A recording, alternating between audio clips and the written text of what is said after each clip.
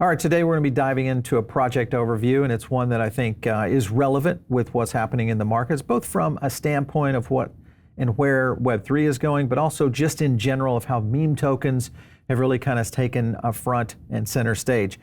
It's going to be a good one. My name is Paul Barrow. Welcome back into TechPath. Joining me today is Mr. Alberto Rosas, who is coming in as the co-CEO of Gamium. Great to have you. Great to meet you, Paul. Yeah, pretty exciting to be here.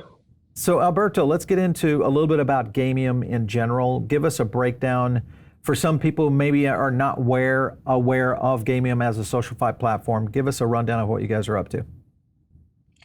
Totally, yeah. So Gamium probably right now is the second best SocialFi platform on the Web3 ecosystem. So pretty much we're a SocialFi platform where you can just invest and buy creator tokens, or what we call Metaverse social tokens, that we're going to explain a little bit more later. The idea is that you can just buy some creator tokens and unlock some utility with that. It is very different the way that Friend.tech or Arena does it, because we have different tokenomics, we have different utilities. So it's pretty much we saw the rise of SocialFi and we ask ourselves, how can we do this Friend.tech and other platform way better? So it's we try to do it with Gamium. At the end, we're just giving the opportunity to invest in any creator and unlock utility with that creator once you invest it, with better tokenomics, with better social utility, everything. So tokenomics, utility, is there anything specific around the features of what you guys are doing versus, say, a Friend.tech or some of the other SocialFi platforms? Mm-hmm. Yes, so Friend.tech, as you may know, they have a key system, okay? So you buy keys, and once you have one key, you unlock some utility. You can chat with the creator, and you can do certain stuff. You can see the feed as well. So this is how Friend.tech works. So one of the things that I notice is that, like, if you have keys, first of all, you are limiting a lot the access of this creator, because let's say one key costs 1 Ethereum. So only the people who has 1 Ethereum, who are able to invest 1 Ethereum on that creator, they can access the social utility of that creator, let's say. Okay. So yeah, so it is very restrictive on the way the tokenomics are done, and it is also they are not incentivizing the holding of some specific creator token.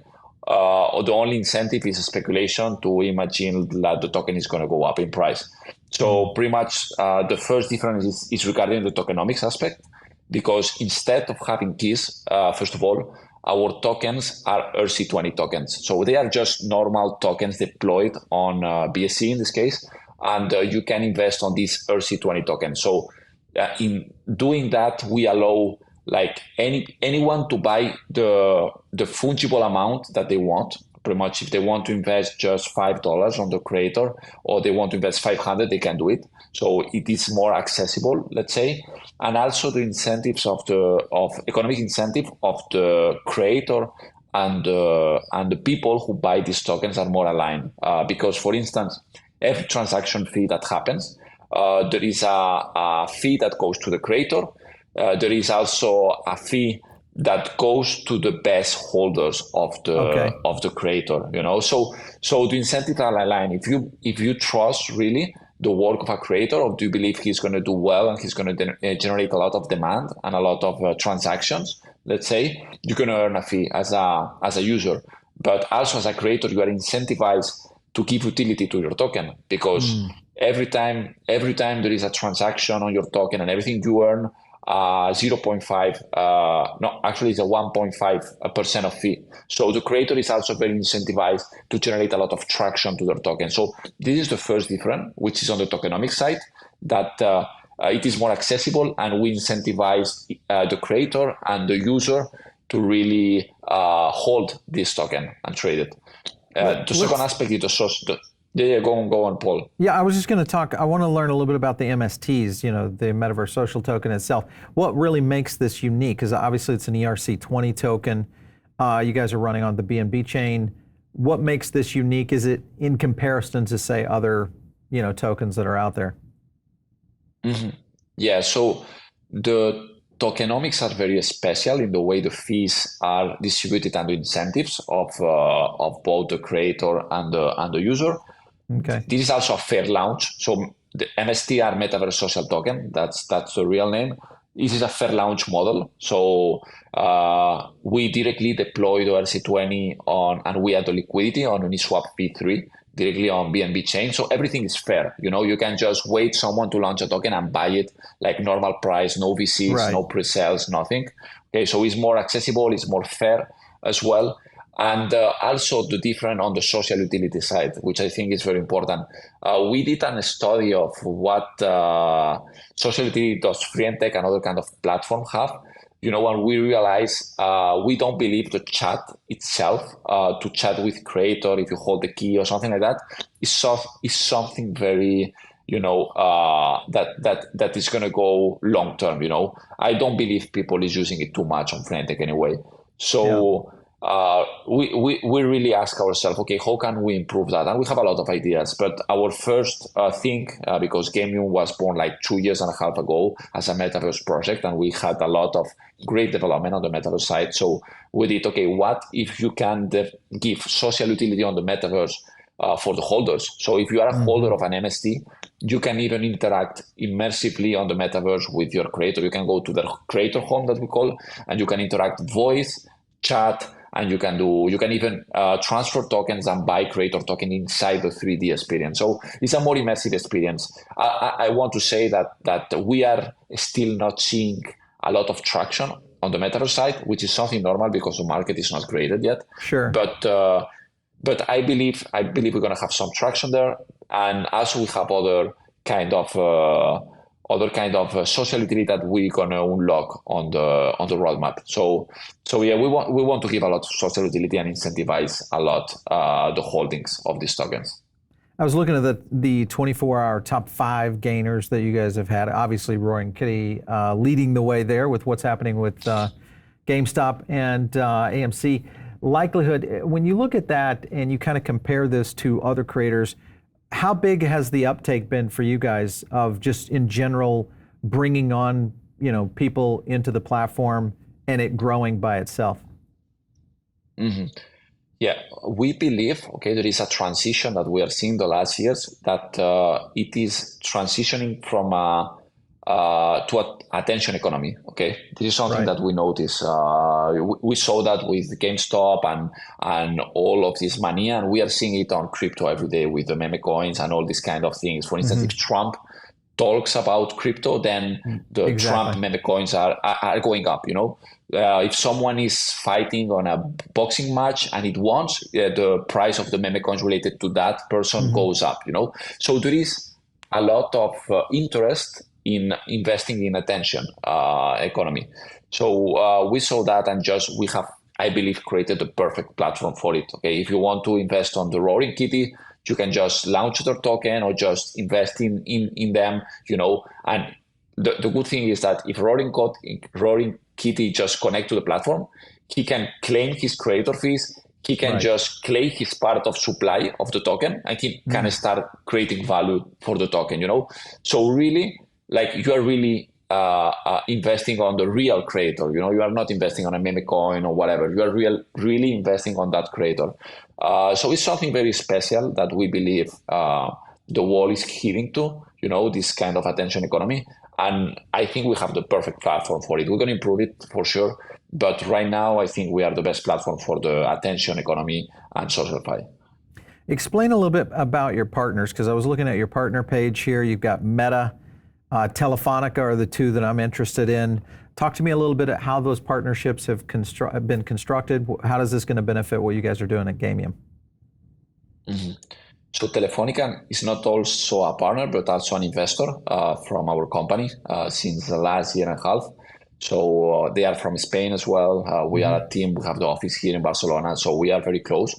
And we are collaborating a lot of things with Telefonica on the identity side, on the metaverse, and so on. So a lot of collaboration happening there. And with Meta specifically, we did some collaboration last year with the Meta AI team. So we developed a few things related to to some AI models for them, using them and so on. So we are very big on AI as well. We have a lot of technical expertise, and we did some development with Meta and Telefonica, also as well with Orange and other big companies that we are collaborating with. We are just partnering with them and exploring different ideas on the identity side, on the metaverse side, on the AI side even. So we are we are very active. We are very good technically. So we are high tech people, especially our co-CEOs, Alejandro and I. Alejandro was working on Silicon Valley, so we have a lot of experience on the tech side, and we are just finding a lot of synergy with these big companies. I'm looking at Gamium.world, and explain to me a little bit about World Map and the experiences that are involved within this. How does this play into it? So we have, as I explained before, we have the creator home, which is the place of the creator. You can access it if you have the MSTs of the creator, the token of the creator. And also we have public experiences, which are in a map. Okay, we have it on a map, but you can access it. They are isolated at the end. So you can go access the experience and just interact with all the rest of the people. You don't need the specific MST tokens. In this case, you need GMM tokens to access it, which are the native token of Gamium. And you can access it, and the same way you can interact immersively with the creator. You can, not only with the creator, with the other users, you can transfer token to them, you can invest on them, you can talk with them, you can do, we have also some games developed inside the metaverse. So it's really a way to entertain the people, like, hey, you want to interact on this attention economy that we have created, you can go inside the experience and just interact with other people like you, So pretty much like it's very innovative thing, it's combining the metaverse, SocialFi, this immersive experience. You have to give it a try. Is there a plan for you guys to expand that a bit? I noticed that there's a lot. It seems like there's some opportunity here in terms of the map itself of being able to create more experiences. Is that something that's in the roadmap? Exactly. Actually, we have developed since 2 years and a half ago, we started the company, we have developed a complete roadmap on the metaverse. So we have this kind of experiences, we have the creator home, token gated things, interactions, investment, transfer money, real money inside the 3D experience. We have a lot of nice features inside the metaverse. And one of the things that we are doing right now is just we have a land-based model, okay, like typical sandbox, a central land, and so on, where you can buy lands and you can create an experience with a no-code tool and just publish it online, and anyone can access your experience on a 3D. Okay, kind of we like to call it like a YouTube of 3D experience, because you can easily create a new 3D experience, publish it, and everyone can access it. So we are working on integrating that on the platform, so the people even can just create an experience and publish it, and have the right incentive to do it as well. So everything is around economic incentives and so on. But we are working on that on the metaverse, and also on other social utility, more on the 2D side. Yeah. Okay. So, this seems like I like the angle on this from the attention economy side. This is something that people talk about quite a bit in terms of, especially how influencers and what we're seeing in terms of marketing in general, because this kind of opens up a different framework for what you guys are doing there. Do you see in the idea of creators, potentially brands or other companies that are starting to influence markets, potentially going in this direction as well? What would the market look like for Gamium in the future? Something that we really want to do, okay, is open more the platform. That means right now we are focusing on Web3. That's the idea. We have even Connect Wallet, so only Web3 native people can go and interact with the platform. But our idea is to open it more. So integrating social login, integrating the non-custodial wallet after the social login, implement on-ramp method, buy with debit card. So we have a lot of ideas, because we really believe that this kind of platform and the future is headed to, okay, I want to invest in one person because he's going to be a great athlete, or he's going to be a great artist, or maybe he has an important event and he's going to do one thing specifically. So we want to be the platform, the go-to platform to invest on creator. That's our objective, okay, and where we are headed, and unlock social utility with that, okay. So So pretty much that's what we are going to do, and we're going to execute, and we're going to execute actually pretty fast. I like it. I believe, I believe I'm looking. we're gonna be the fastest. Well, that's the key, man. Right now, speed is very important, especially in this Totally. bull run, as we start to see a lot more action going forward. I was looking at your white paper. You guys are running on both the BNB on the BEP20 and the ERC20 contracts right now, but you also have staking. Your tokenomics are pretty decent. I was looking at those in terms of the amount of deployment that you guys have already in place. Talk to me about utility for GMM, the token. Mhm. Yeah, so right now we have, I believe, around 94% of circulating supply. We launched a token 2 years ago. We have a staking, and we are starting, like, we are big believers, okay, to give real utility to the token, okay? And we don't like the idea of, you can go with GMM and buy some 3D object inside the 3D experience, for instance, okay? Right. Because I believe this kind of utility lacks demand, really, okay? Is a fake utility, let's say. Okay, so what we try to do is first generate the demand of the product. Let's make the people love your product, use your product, and we have more than 55,000 users on 3 weeks. Okay, so people are really using our product. We have more than 5,000 daily active users. So we are earning a lot of fees. We are earning a lot of revenue. Let's So get really, some action. Exactly. So this is what our objective first. Let's get the people excited for your product. They like it, and then start giving more utility. For the moment, like an utility, we have, you can access GMM, you can access experiences only if you have certain holdings of GMM, so token gated experiences.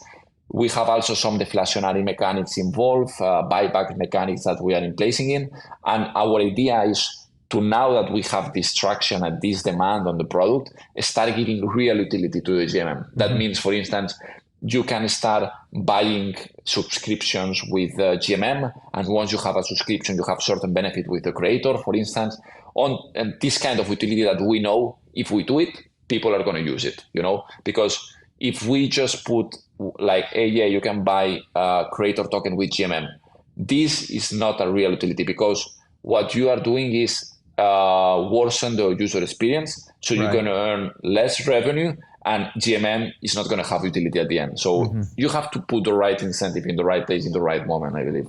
And we have been always like this. We have been developing a lot, and it has been always our mentality to go slow, but the correct steps. Yeah, well, it's a good strategy, I think, when you kind of compare this, especially when you look at the markets. And I guess that's my next question, Alberto, is when you look at the markets, especially around crypto natives, people that are out here trading meme coins, they're very curious about what's happening especially on things like what we're talking about, which is more attention-based trading.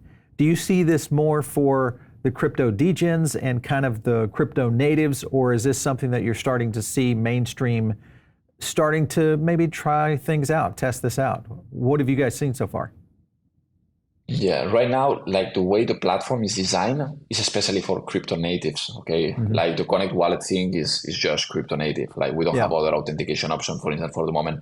But we believe, okay, that if the user experience is good enough, if you have a social login, the user is buying with a debit card, that he's not noticing at the end that he's interacting with blockchain. I believe if we achieve that we're gonna do it, then it's a mainstream platform that you can use to go and buy any kind of creator token and unlock some utility with that. I believe we can achieve it. It's only a matter of user experience, but I believe the world is heading towards that. Not only the crypto people, like everything is around attention, status, everything is around that right now. So I believe if the user experience is good enough, we can increase the target of our platform for sure.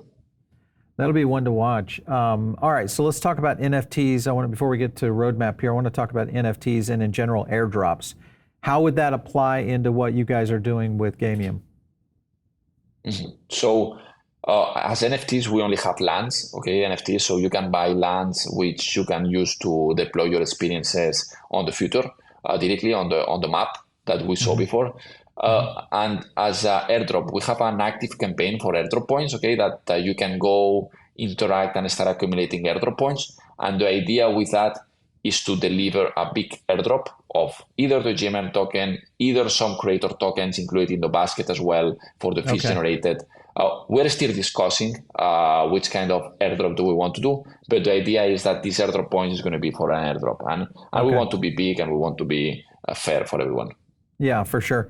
As far as the roadmap over the next, say, 12 months, a lot happening right now in Web3. Most likely we're going to see a pretty aggressive market start to inch forward here, especially in the fall and over the winter. What are your thoughts on where you guys are going to be? What are the next big achievements for you? So right now on the platform side of Gamium, we are just delivering new features and improving what we have every week. So every week, if you follow us, we are delivering new things. And the idea is to have the perfect platform for the Web3 native at the beginning. Then having all this adoption that we are having now, keep increasing it, a good product. And then we're going to have more chains integrated. We're going to go probably on Base. We're going to go maybe on Solana. We're going to go on more different chains, to give our product to more exposure to different communities on the Web3 side.